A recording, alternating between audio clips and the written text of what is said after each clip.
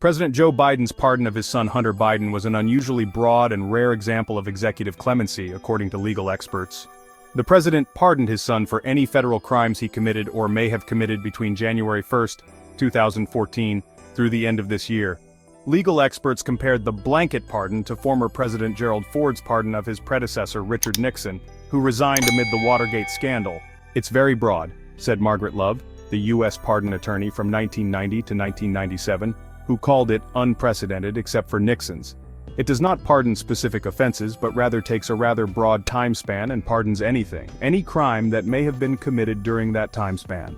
Legal experts said they were struck by the extraordinary scope of the pardon, which shields Hunter Biden from any federal charges, including potential future charges, resulting from any of his actions between 2014 and 2024. "This is very unusual," said Mark Osler, a law professor at the University of St. Thomas and an expert on pardons. "It's unusual enough to grant clemency where on a case where there hasn't been a conviction yet, but it's rarer still to have the breadth of this one." Hunter Biden was convicted in a Delaware jury trial of buying and possessing a gun while being addicted to drugs. He then pleaded guilty in California to failing to pay taxes for several years during the same period.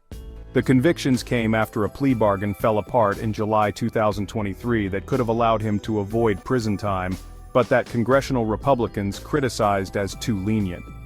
U.S. District Judge Mary Ellen Noreika rejected the plea deal because of a dispute over its breadth.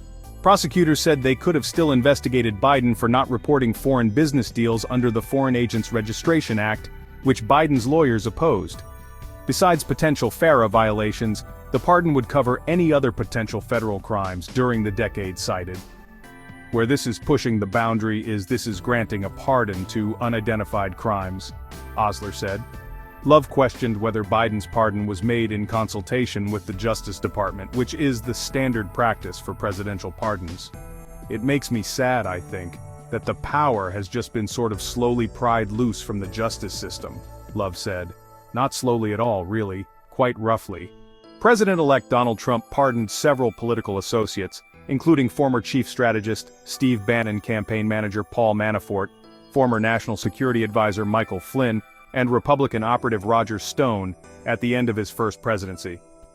But Biden's pardon of Hunter Biden was unusual because the president pardoned a relative.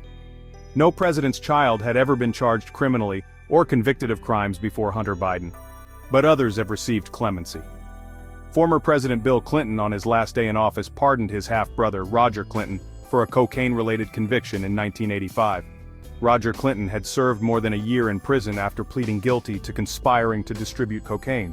But Biden's pardon of Hunter Biden was unusual because the president pardoned a relative. No president's child had ever been charged criminally or convicted of crimes before Hunter Biden, but others have received clemency. Former President Bill Clinton on his last day in office pardoned his half-brother Roger Clinton for a cocaine-related conviction in 1985. Roger Clinton had served more than a year in prison after pleading guilty to conspiring to distribute cocaine. Please subscribe to our channel and hit the notification button to stay updated with our latest videos.